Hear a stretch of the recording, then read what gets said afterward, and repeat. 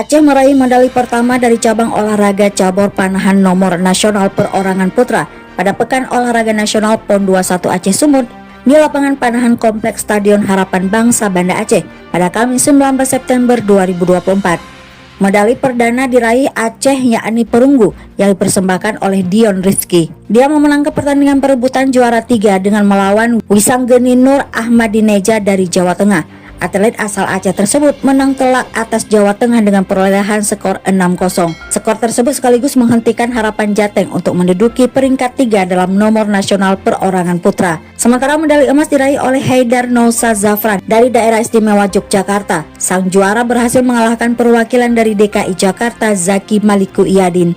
Haidar mampu unggul melawan Zaki pada pertandingan 3 babak pertandingan sehingga memperoleh skor total 6-2 untuk Zaki. Dengan demikian, Haidar dinyatakan sebagai pemenang dalam pertandingan panahan nomor nasional perorangan putra.